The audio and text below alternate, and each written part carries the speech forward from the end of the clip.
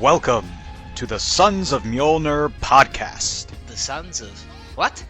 This isn't your Sons of Macaroni, yeah! The Sons of Mjolnir? This is Sons of Mjolnir, yeah! Hey everybody, welcome back to another episode of Sons of Mjolnir. As always, I am one of your hosts, Fat Thor. I'm Gorgon. And I'm Cop. And today we are going to be talking all about Ultimate Invasion. Ultimate Invasion is a new comic event that just started, I think, last week. And that is going to be showing us the return of Earth 1610. And for those of you out there who don't know, Earth 1610 is an alternate universe in the Marvel multiverse, if you would, that was destroyed in 2015's Secret Wars, which we are going to be talking about. We'll get into all of that. But before we get into all of that, I kind of want to start this off, like, let's talk about the Ultimates. For those people out there who don't know what the Ultimates are, what that whole era of Marvel was, because, I mean, that was a whole kind of era, and I don't know about you guys, but for me, it's kind of what I grew up on. Like, the Ultimates were right when I was a kid, and when I was picking up comics, that's what was going on at the time.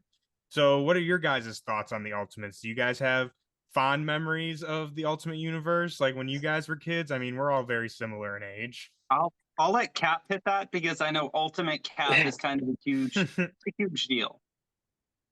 You said fond memories. I'm going to reply with a solid no. I don't have fond memories. No. Well, let's unpack that. Why not fond memories? Tell us about Ultimate Cap. Where do you start? So yeah, he's racist. He's disregards absolutely everything, human life being one of them. He's the polar opposite of 616 Steve. He's just everything bad about 616 Steve shoved in one person. You know, it's I would honestly rather have Hydra Steve. Hydra Steve over Ultimate Steve? Oh, 100%. At least you know what you're getting with Hydra Steve. Well, so from my understanding and what I've been reading on is, so basically, again, for those of out there listening and watching who don't know, the Ultimates was basically they were trying to kind of reinvent the Marvel universe and start all of their characters from a new origin story as a way to get in new readers. And, this was at the time that Marvel was going pretty bankrupt. So the Ultimate Universe, at least from how I understand it and kind of what I get from it, is they were trying to make the Avengers and all the characters more realistic, I guess you could say. And so like Captain America is very much like soldier and like hardcore and like way more intense. And like Peter Parker was a teenager again in the 616 universe. He was at least like 30-40 years old. So, like I said, it was their way of kind of restarting everything and starting everything from the beginning. So that's why I was saying, like, Cap was, like you said, written way differently than our 616 Cap. And I think that was a little intentional. Yeah, like, don't get me wrong, it was 100% intentional. I think, like, the thought process behind writing him was more based on, well, how would it be if he was real? Rather than what it could be. Mm-hmm.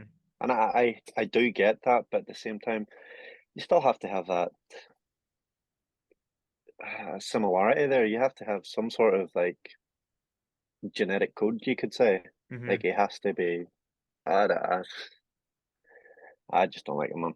What about the Ultimates? Did you like the Ultimates better than, because did Cap had his own solo run, correct? Yeah, well, it wasn't a solo run, but it was 6 issues, so a mini more or less. The Ultimates, still no. It was fun. Yeah, like no, it's a solid no, but there was fun elements to it. Like the action was great. The Hulk as well. He was weird, but I like the Hulk. I'm not gonna lie. All I think right, all right. Ultimate Hulk and Ultimate Spider-Man are the only two characters from the Ultimate Universe I ever hear anybody say, you know, for what it was worth in the Ultimates, these two characters were decent stories to read that I would have wanted more of, right? Yeah. I feel like they're the only two I ever hear that about when we talk about the Ultimate Universe. Mm-hmm. And that's a perfect segue, Gorgon, because I was just about to ask you, I want to know what are your thoughts on Ultimate Venom and like Ultimate Spider-Man? Because, like I said, I personally was a really big fan of Ultimate Spider-Man. And I mean, I was like 5 or 6 when I read this. So it's not like I was looking at it with a very critical mind. You But I know, mean, I still have my, it's not issue 1, it's like issues 1, 2, and 3 and like a little thing, and it's like beat to shit. I think I even wrote my name in the front page of it because I would take it to school with me. Like I carried that thing around everywhere with me. I loved it. Yeah, I think the last time I read anything Ultimates that was straight up them was right before Kate's Venom run, which how timely and fitting, right? That was my reread right before his run, and all he would do that led us to where we are now was This Begins, and it's I remember reading it and going through it again, you know, as more of an adult and being like, I do not like any of this. This is Really? worse I'm than gonna I have to remember go as a back. kid. Outside of Spider-Man, and it's Ultimate Spider-Man was okay. I Ultimate Venom didn't really do anything for me, and I think it's just because the 616 has done such a good job of progressing who Venom is, who Eddie is, who they are as characters, giving them a constant string of growth for so long now. You know, the majority of their existence in comics hasn't been a villain, right? It's been an anti-hero or trying to become a hero, trying to do the right thing. The majority of the time they've been around. Being a villain is such a slim part of 616 Venom's lore and Eddie's lore, when we measure the time they've existed. And it was felt very off to read a universe, you know, where that hasn't really been progressional like it is in what we become used to as fans. Mhm. It's kind of like Cap, right? It's Cap means something in the 616, right? Cap inspires. And then you read Ultimate Cap and you go, who is this white nationalist asshole? And can I punch him in the face right now? Right? It just felt very off. Yeah, definitely, absolutely. And I mean, even Thor with the Ultimate Thor, we were talking about this a little bit beforehand. I have not read Ultimate Thor in a long, long time, probably since I was like 6 years old. But I mean, definitely not. Obviously, it's not my favorite, and you know, I wouldn't even put it anywhere near some of the favorites that we talked about on one of our other episodes that hopefully will be out soon. But I mean, there's some good stuff in there. I mean, it's the 4 issue run, like his like kind of solo run is written by Hickman, who I mean is writing Ultimate Invasion right now. So you got Hickman there. Who's the artist? Art is really good too. Let me see. On the current run, No, no, no. This is on the Ultimate Thor run. It was a 4 issue series. Carlos Pacheco. Carlos Pacheco. So he I does didn't the even know there art. was an Ultimate Forum. Yeah, Carla, man. I love Carla Pacheco. Exactly. So it's like there's good stuff there. And also Ultimate Thor is like total anti-government and like all that shit. And I kind of really dig that. So it's like again, it's not my favorite story, but there's good elements in there. And I really like the Ultimate Hammer as well. I always thought it was dope. That's cool. Yeah, I'll give you that. Yeah, Ultimate Mjolnir is dope. But moving on, so like we are talking about all this ultimate stuff, and Gorgon, this is where you're gonna have to come and take all of us to school. I know a decent amount from doing some research for this episode. I know Cap has done his reading as well. But give us the rundown of the Maker. So the Maker is going to be a major player in this Ultimate Invasion. He kind of is setting everything off in this event. So Gorgon, give us a rundown. Who is the Maker? What's his deal? Yeah, you know, I wouldn't say the maker is kind of the player. I'd say he is the key player. And this has been something that's been coming for a while, right? Right. The maker is Ultimate Universe's Reed Richards. And he is an absolute megalomaniac and a psychopath. as you and I were talking prior to this with it, if you read on the physical cover, Cates is credited despite not writing, right? With a thanks to Donnie Cates in the issue for what he's done. And it's the Ultimate Universe is something Cates really enjoys. He enjoyed how broken and dark that universe was, right? That's absolutely his wheelhouse to play in. And in his Venom run, he started bringing the Maker in as early as issue 7. The very first issue into their second volume with him and Stegman, The Abyss, opens up titled Oversight Part 1. And it's Maker sitting there having Eddie Brock and Venom as prisoner in his lair, right? And it's the Maker does a lot of messed up stuff the whole way through. The Maker's really heavy into that arc and then doesn't really pick back up for a couple more arcs up until around, I want to say, Absolute Carnage. Yeah, he has a decent role in Absolute Carnage. He ends up becoming in the Venom runs overlap with Absolute Carnage hybrid, ending up with all of the symbiotes that we would normally get from the Life Foundation inside of him, becoming a physical manifestation of it that gets blown up, which ends that arc with Venom 20. Titled Oversight Part 2, where we really get to learn a little bit more about what he's doing and what is Project Oversight. I'm pretty big out there with saying never trust a Reed Richards, because the Council of Reeds exists and they all know about it and it's a thing.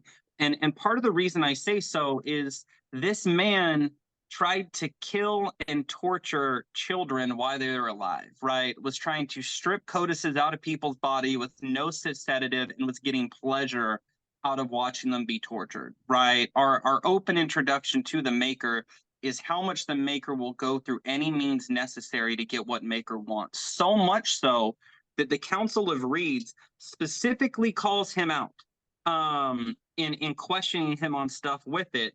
And in this issue 20, talks to him saying his goal is not to investigate Eddie Brock or his progeny, right? And wondering why he was doing it and what it has to do with Project Oversight, to which they begin to have a conversation and saying that he needs to understand that his being on the council is conditional upon him figuring out how to repair his universe. That is his condition for being allowed on it. All Project Oversight for him is him trying to find a way to bring the Ultimate Universe back, to fully repair it, to which upon having that conversation, the Council of Reeds, knowing what he will do, the measures he will go, says they approve of his measures and what he is doing. The Council of Reeds wants the Ultimate Universe back, which for me makes me question 616 Reed Richards. He might not be part of the council directly, but he knows of the council. I know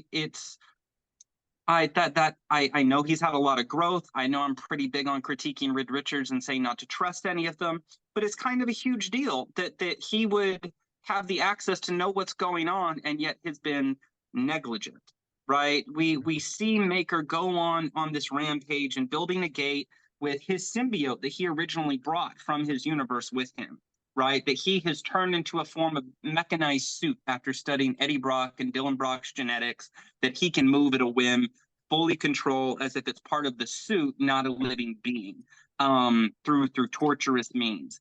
And he devises this machine that should, coming up in the Venom Beyond arc of Kate's run, take him to the Ultimate Universe where he's from.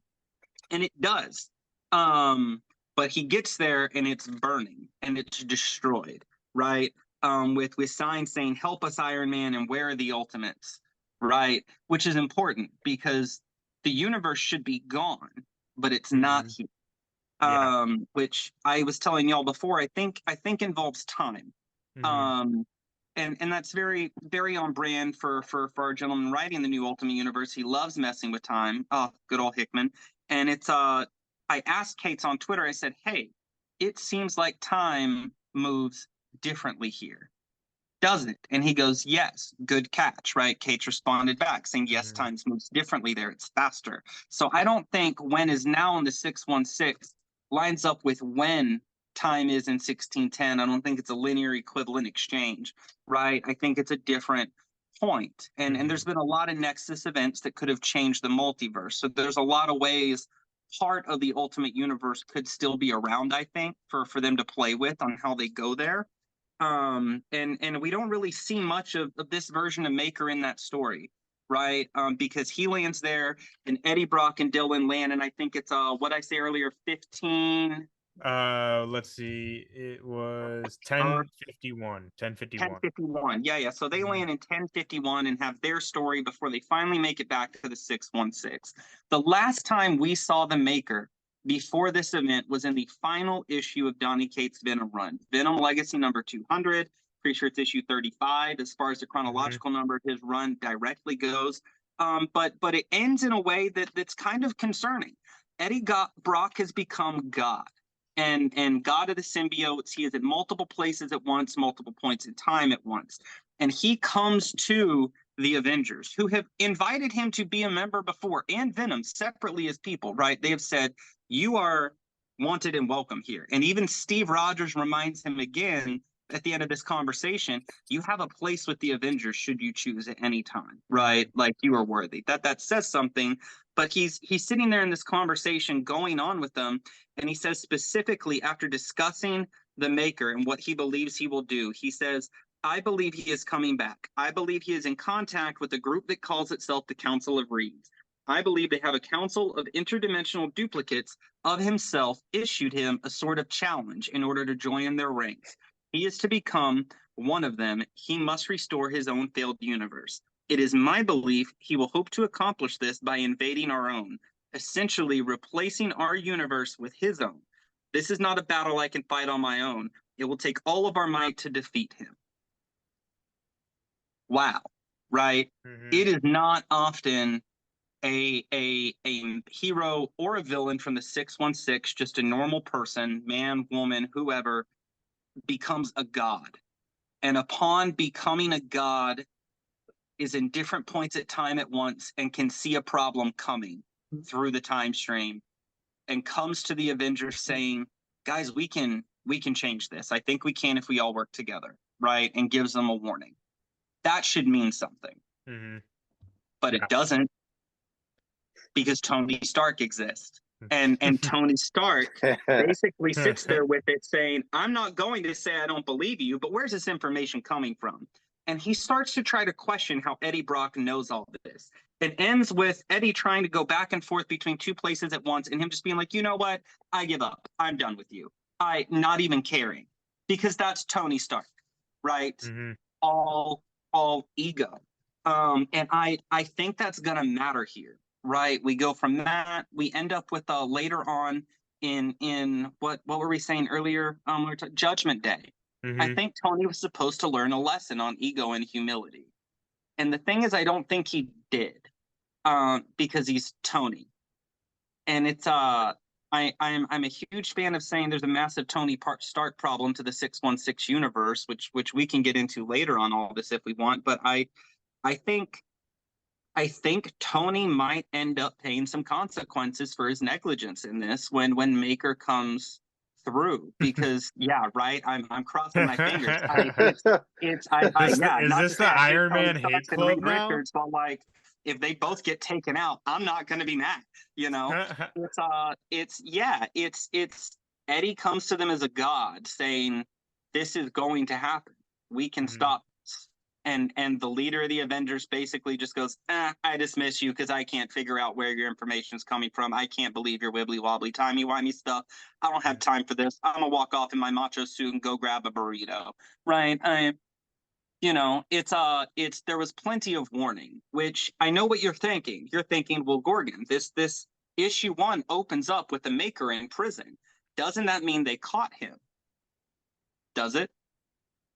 Exactly. Well, like you were saying, Maker doesn't do anything by accident, and that kind of leads into where we're going next. Like you said, the last we see, he's in a destroyed kind of 1610 universe, but it's still there. It still exists. Like the fact that he even could walk into it was a big revelation, because like we mentioned previously, we all thought as readers that the 1610 universe was destroyed back in Secret Wars, which came out in 2015, also written by Jonathan Hickman, who, like I said, is writing this right now.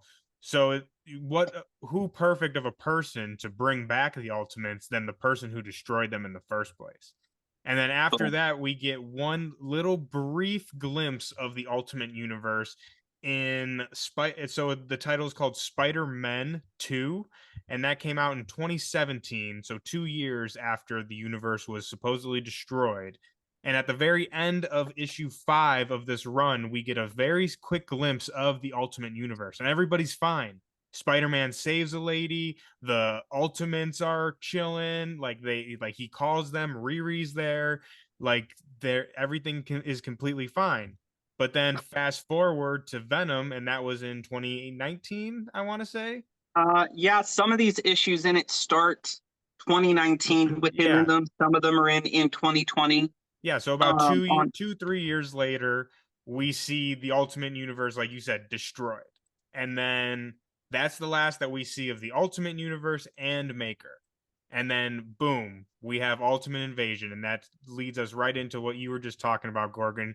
So the Maker is in prison, and we don't know what has happened from when we saw him in Venom and then where we see him now. And I think we're obviously going to learn that as this goes on, but I think that's going to have a big role to play for what his plan is. And like you said, was he really even captured? Like that probably was part of his plan the entire time. No, I have a lot of admiration for the ruthlessness of Maker. Right, he is the physical embodiment of everything wrong with every Reed Richards amplified up to 11.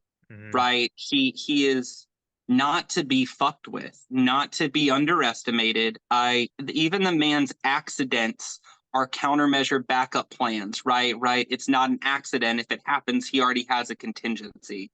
Right, he is arguably one of, if not the most powerful Reed Richards out there.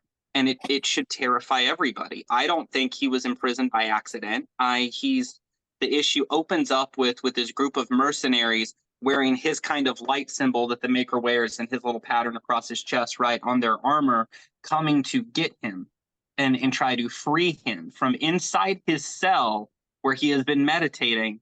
He has been a way to contact this elite group of mercenaries to break into a building that people didn't even know existed and try to free him. He worked with the team from inside his cell somehow to find mercenaries specifically who would be a genetic match for what he's looking to do, to splice their bodies together and make a decoy for the Avengers to eventually find when they get there.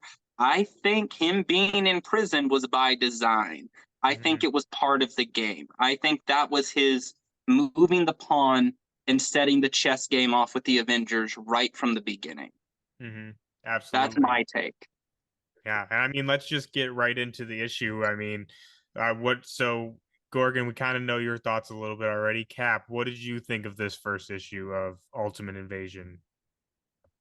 I am just as you're saying, Avengers.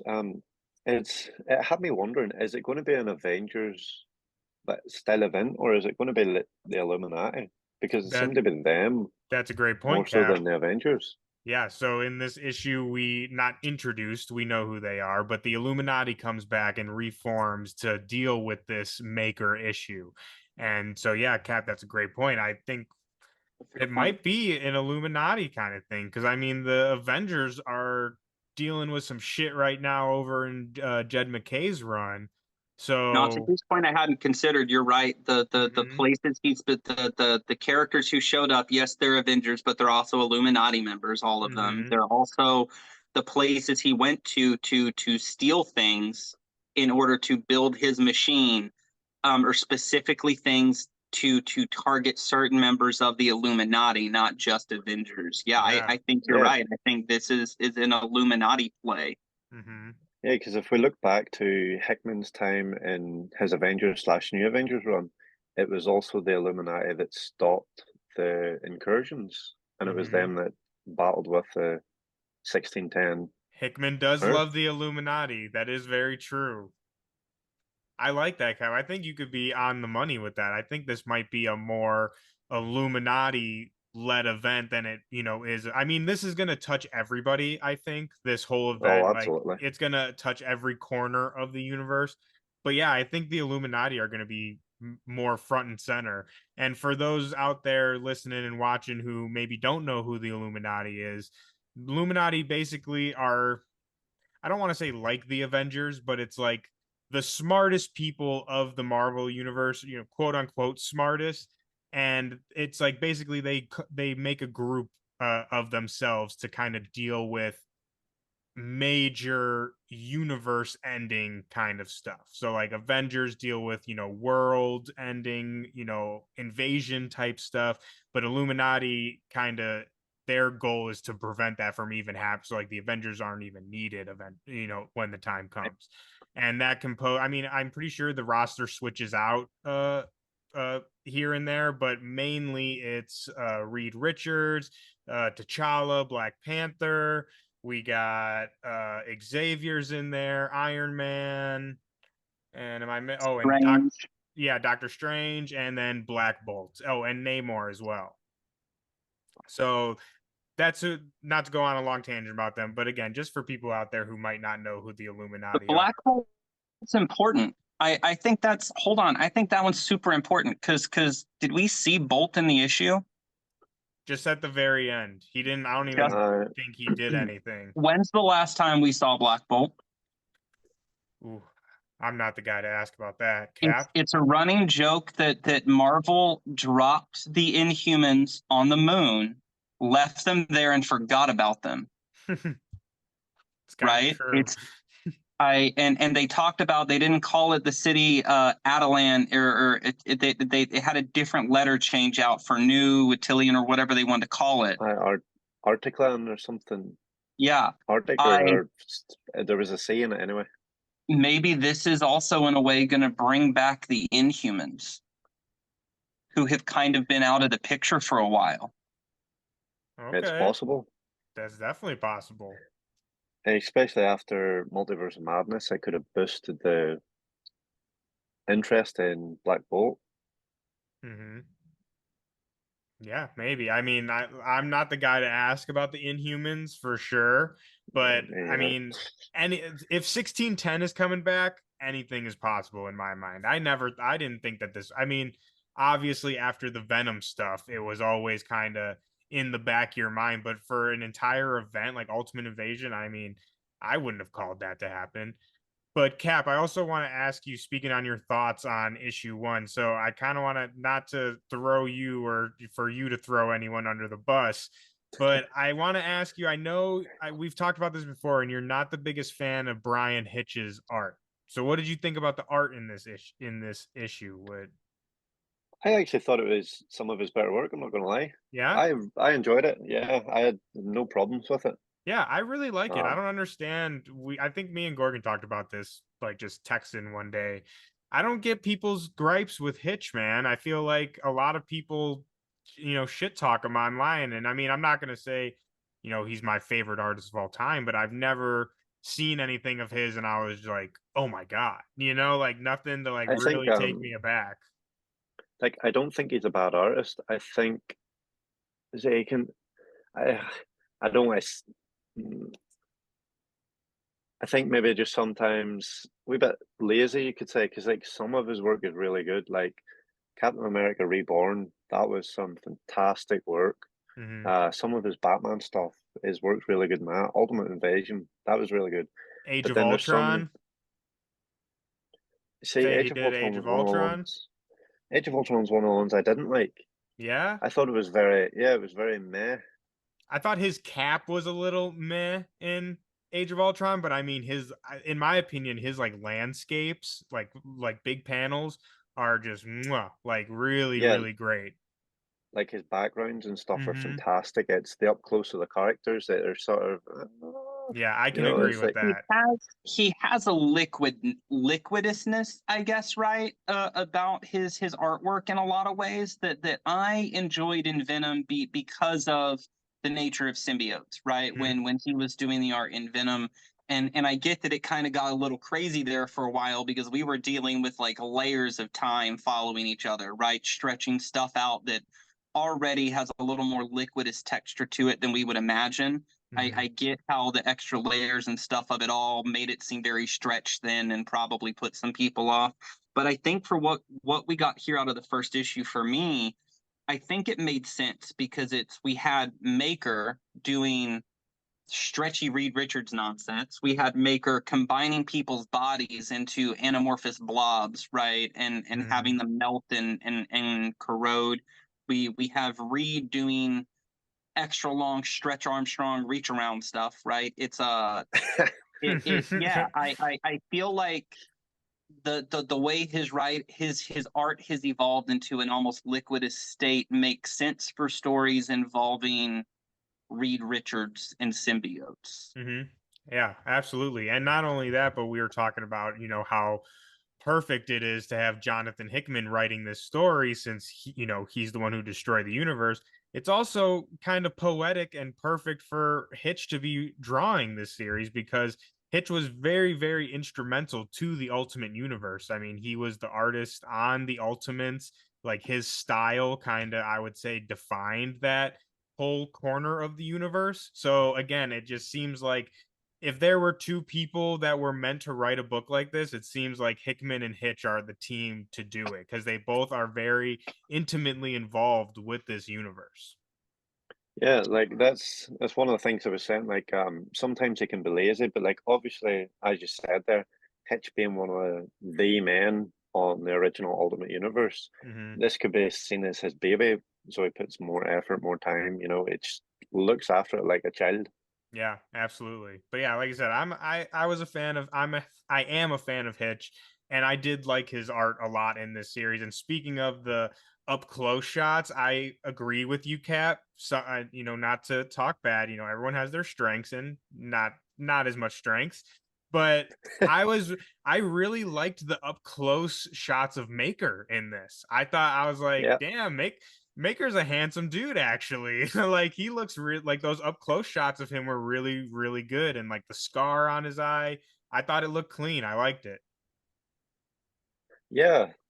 Like what was it? The last 2 pages Hmm. of the issue. Whenever we see him with Peter, I was like, some good, damn good art, man. Yeah. So speaking Yeah, of, like oh, go ahead, Cap. Go ahead. I was just going to say, touch on what you said about the scar. Is Hmm. that was really well done. Cap, that's a perfect lead in to what I wanted to talk about next. So I want to talk about the ending of this issue because I thought the ending was freaking nuts. And I think it also ties back Uh, to what we were talking about with Venom and his whole meeting with the Council of Reeds. So the issue goes on, and like we said, Maker is stealing things from different people. Like he steals, I think, a spear or something like that from Doctor Strange. He steals some things from the Inhumans. He steals the what's it called, the pods or the portals the, from Krakoa, excuse me. But I thought that was crazy because they specifically say in the issue like no one should be able to move those that doesn't have a mutant gene. So I thought that was pretty crazy. But this all accumulates, and at the very end of the issue, he makes this portal, he goes through it, and then he's in a very brand new universe called 6160. And now maybe you guys can correct me on this, but I did a little research on this and I couldn't find anything on a 6160 Earth in Marvel. So I'm thinking this is a completely new Earth that we've never seen before. And in this new Earth, we see Maker come in and he interrupts Peter Parker as when he's still a young man before he gets bitten by the spider, and he kills the spider like as it's about to bite Peter Parker. He kills that spider, and the issue just kind of ends there, implying that he's basically crafting this new universe. So I want to get your guys' thoughts on that. What do you guys think about that? And like you said, I think all of this really relates back to what we were talking about in Venom because like Gorgon was saying, his task from the Council of Reeds is to restore his universe. and Gorgon, you can correct me if I'm wrong here, but I feel like I remember the maker, saying that he's not just restoring his universe, he's going to make it the way that it should have been. He said something along those lines. Like, I'm not just going to restore the universe, I'm going to restore it the way in which it always should have been. So that's making me think that in this new 6160, he's recreating the ultimate universe, but in a way of which he thinks it should have been. So, for whatever reason, I don't know yet, that means Peter Parker is not Spider-Man, and so on and so forth. So like I said, what are your guys' thoughts on all this new Earth in the Marvel universe? I see, it had me thinking, like, with the whole Spider-Man and the spider not biting him, does that, like, is he trying to plan for a non-superpowered world where he's the only superpowered being there, either for Perhaps. control or be the main man? Perhaps. I mean, like we said, his stipulation to go back on the council is just to restore the universe. They never specified that it had to be exactly the same, right? Like, just has to be back. I don't Yeah, and think. then, Go ahead. like, oh shit, I've lost my train of thought now. Got you on ahead.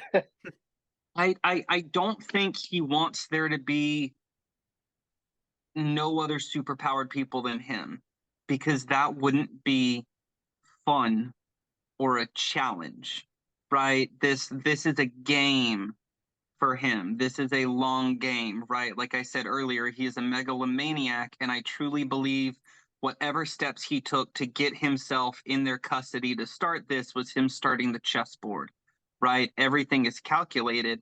Right before that, we see him meet with Miles Morales in the 616, who came out of the Ultimate Universe, right? With this is what spawned him to being, and he left him a card to contact him. I think he's hoping that if Peter doesn't become Spider-Man, not that there's no Spider-Man.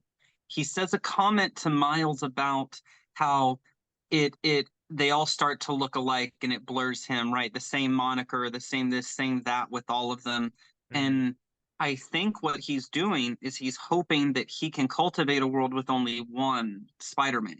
And I think he's hoping that in that universe, Miles will contact him from 616 and will go home, right? And become its Spider-Man, someone he can mold out of his pull to try to go home, right? Yeah. And find this kinship, which I don't trust, because I don't trust Maker. Maker doesn't need that, right? No Reed needs that for the most part, right? It's I think he's trying to cultivate a way to use Miles as some sort of tool or pawn in his game of chess he's playing in trying to restore his universe.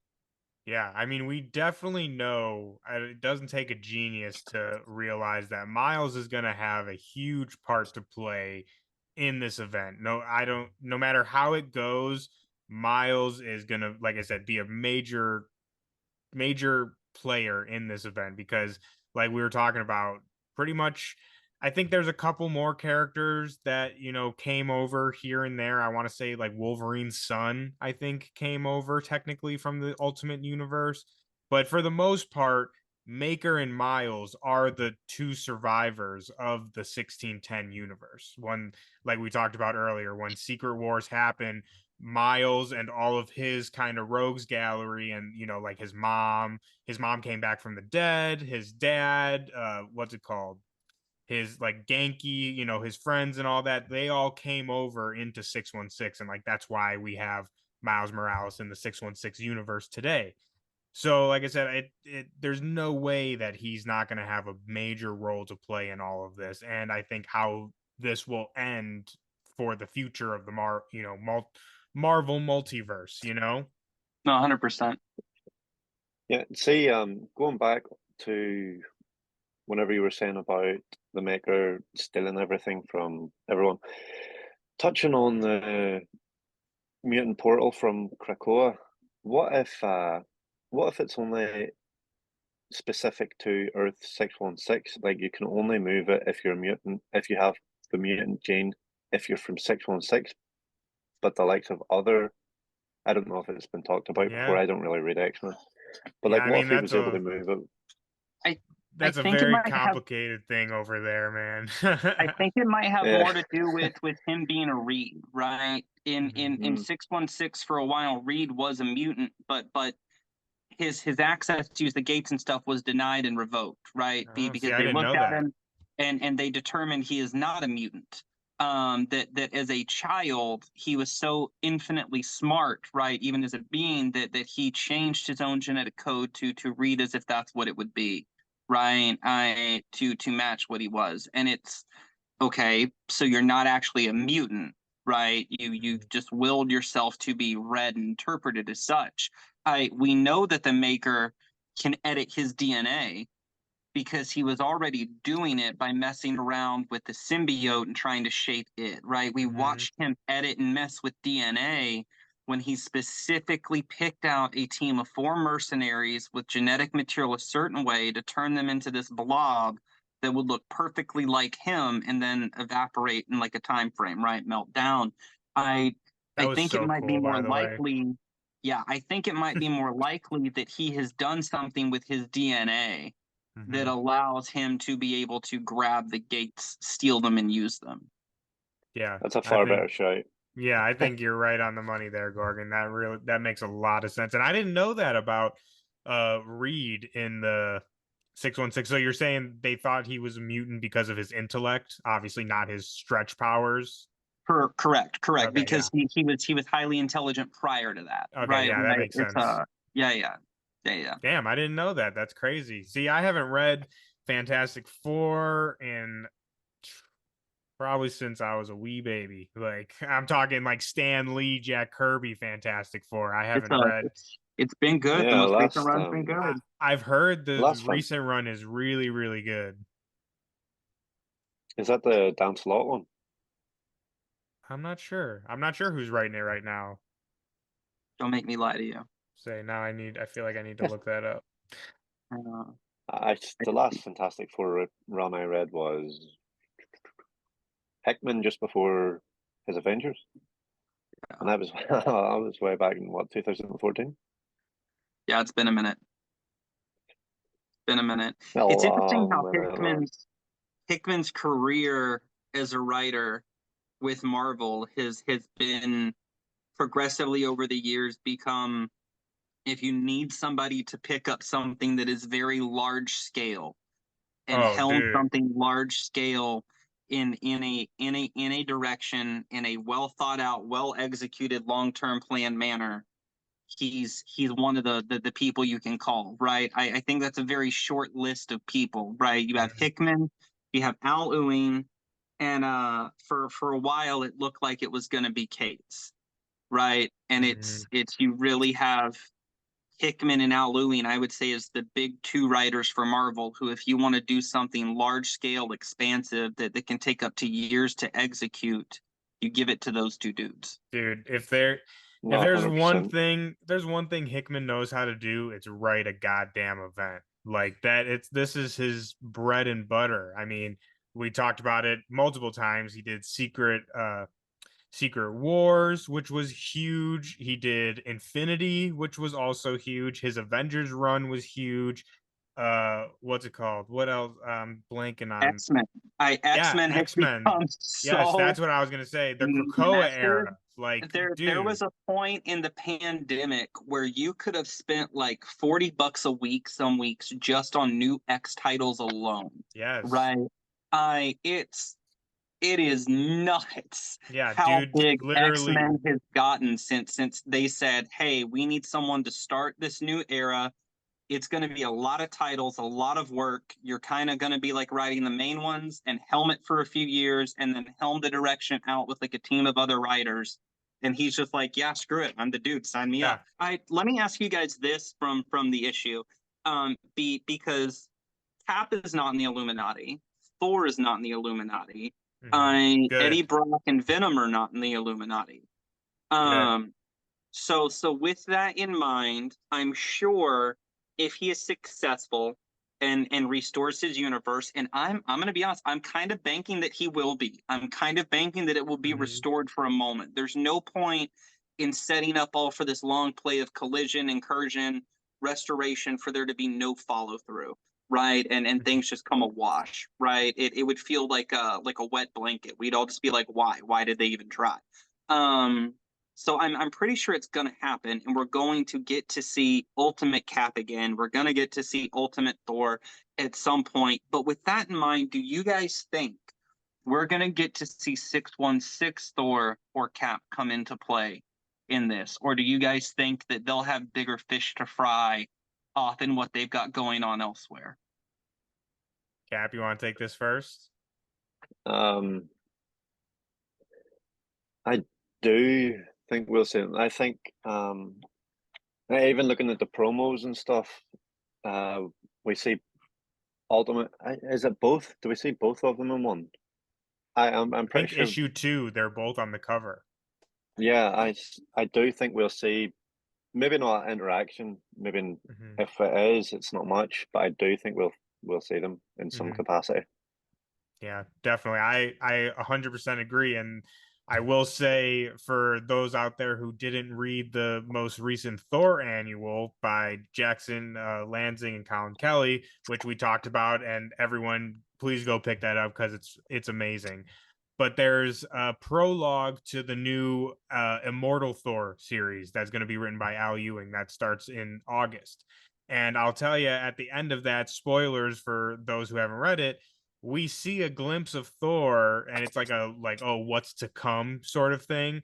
And we see Thor holding Mjolnir in one hand and then the ultimate Mjolnir in the other hand. And he's wearing his strength belt as well. So that right there tells me that 100% Thor is going to be involved in this because he's going to have to get that ultimate hammer somehow. You guys have any other crazy theories of where you think this could go? And not only, maybe not even necessarily a theory, but what you hope to see. Like, is there anything that you hope to see happen that you want to happen? Yes. And okay, before that, let me just leave you with one last stinger. Do you want the Ultimate Universe to come back permanently? No. To coexist with 616 moving forward after this event? That's a very good question, actually. I think there could be some good to it coexisting. I've never thought about that. That's a good question. I'm here for the hard-hitting questions, man. Yeah, like I think there could be some good elements to it coexisting. I'm not going to bash it and say no, get rid of it completely. It's even though it's what I want because I hate it, but sure.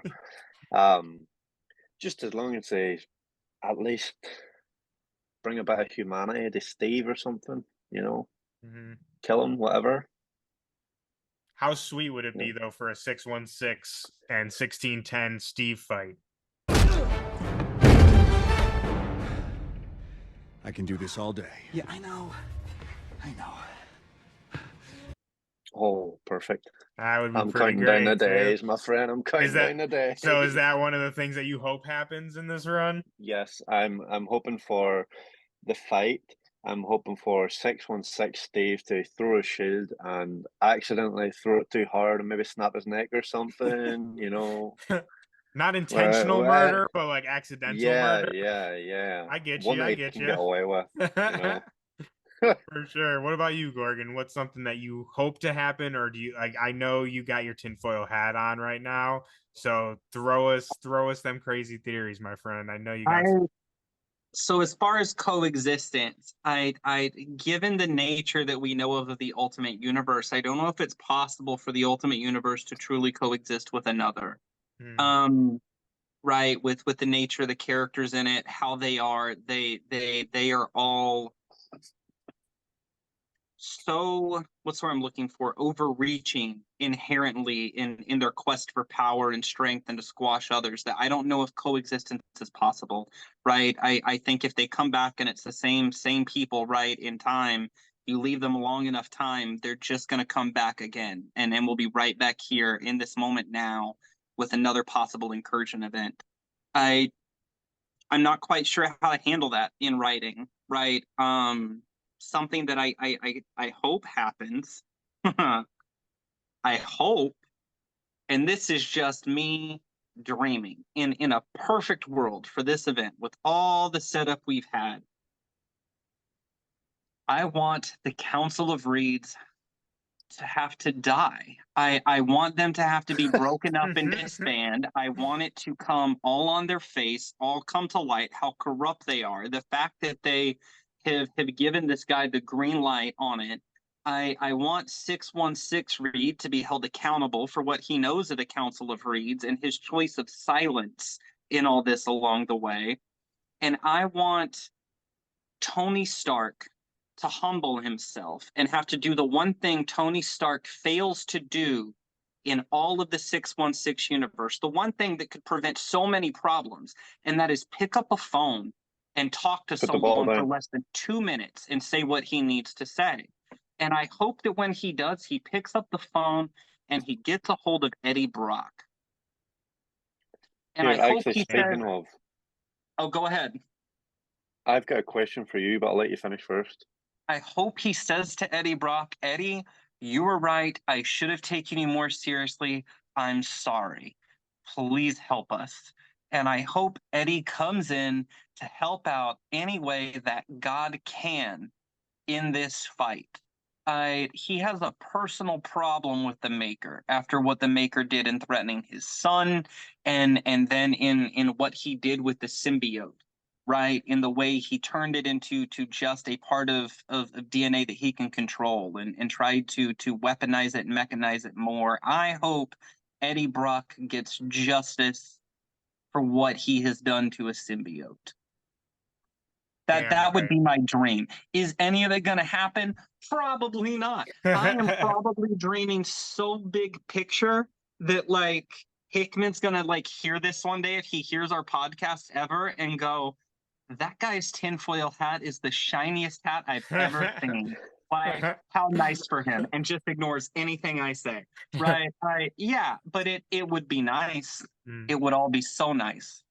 Hey, Mr. Hickman, if you're out there, listen, don't write off our man. Listen to him. He's got some good nuggets in there. Cap, what you're gonna ask? You had a question for Gorgon? Yes. Right. So bear with me.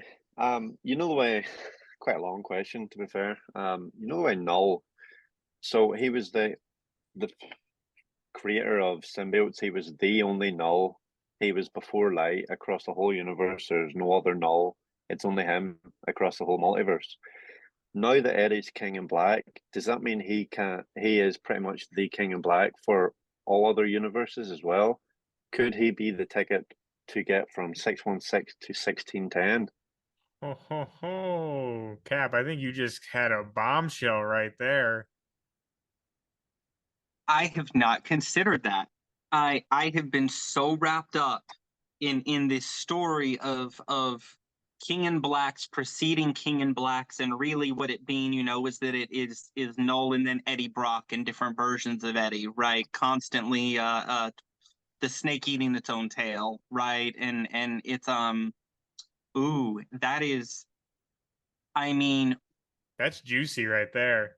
One would assume if there is only one Null, and that Null is inherent across the multiverse, as it has been hinted and alluded in throughout some of the tie-in stories, Black, White, Blood, and these other things, that is how it is, it would make sense that whoever becomes King in Black after would be the King in Black across the multiverse, not just time. You could be onto something I had not even considered. Like I said, I think you nailed it right there, dude. I really love that. That's really good. And I mean, I'm a little behind on Venom currently, but there's a lot of stuff going on in Venom that goes with what you're saying, I would say. I feel like kind of what Gorgon was saying, I've been so focused on the Maker and what his plan and all this stuff is, and we've been talking about this whole episode. all this stuff started in Venom. So no way Venom is not going to have a role to play in all of this. I'd never even thought of, like, I've been so caught up, like I said, in Maker, and like I said, there's so much going on in the Venom world right now. Doesn't have a role to play in this. As big picture of a writer as Al Ewing is, as big picture of a writer as Hickman is, after all the setup for Ultimates, beginning in Kate's Venom run, leading to what we have now with symbiotes, and Kate's being listed as accredited as like thanks to Donny Cates in this issue, symbiote fans will riot. I feel like, and maybe this is just me being biased, but symbiotes are so big picture now in the Marvel universe of everywhere that it would not be wise for Marvel to set themselves up for fail in a position where the symbiote fans riot. Dude, I think it's gonna be great. I think Cap has the theory of the day for that one. I think he wins theory of the episode for that. I agree. Yeah, that was great. Thank you very much. I hadn't even considered that. Like my tinfoil hat is tipped off to you, sir. Yeah, I mean, I think. Thank you. I think with that we kind of have to wrap it up because I don't think we're gonna get a better one than that. But before we get out of there, I just want to. Do you guys have anything else you want to say about this first issue, or where you guys hope or are thinking this might go in the coming months? I'm not really sure where it'll go. Where I'm hoping it'll go is the death of 1610 Steve. And that's just all. That's it. That's all you want. That's all I want. Fair. Cap and Completely I are over fair. here choosing violence. Like we're like, no, man. I hope this happens, and I hope so and so dies. So we Finally, have right? the Sons of Mjolnir hit list right now. So we got 1610 Steve. We got all Reed Richards, and then we have 616 Iron Man. I got that right? Yeah, Oh no, much. it's all Iron Man. It's all Iron Mans. So all Iron Mans. Okay. There's one Reed Richards who I would exclude from my hit list. Thank you very much. Venom Beyond, Reed Richards, that beautiful lost mind, crazy old man. Reed. I love him. We can keep that one Reed. All other Reeds I don't trust. We'll keep that one. So 1051 Reed. If you're watching this out there, you're safe, buddy. We love you. You're safe. All right. Well, with that, I think that's really all we have for you guys today. We will definitely be talking about this more in the coming months. I know we're all super excited to see where it goes. Obviously, after this episode, you can see our excitement. But with that, we're going to have to say goodbye. Until next time, we have a lot more episodes coming for you guys. Gorgon, do you have anything for the people as we get out of here and sign off? I do. The Sons of Mjolnir have been really, really happy as comic book readers because we get to pick up our comic books every week. But that also means we have to spend extra expenses, just like you guys, on our least favorite supplies that we're always cutting and working with. Bags and boards. And we have been very lucky and so blessed to find a wonderful partnership with, who is it, TJ? BCW Supplies. Boom. BCW Supplies, ladies and gentlemen. One of the premier retailers for your bags and boards and all your needs. TJ's going to leave us a link up here, but if you go to their website and you use promo code Sons of Mjolnir, you're going to save 10% off your whole order. If you're listening to us on Spotify, please go find us on Twitter. If you guys are watching on YouTube, go either down in the description or check the comments below where Brother Thor's going to post it for you. And if you'll click our link when you go through to place your order too, you'll get extra points as well.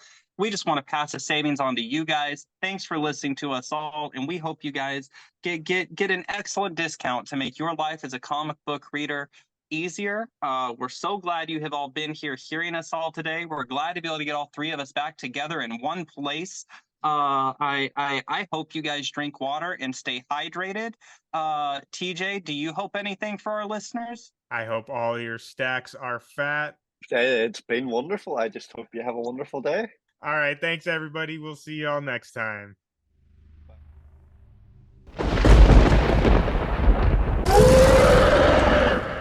Hang on this all day.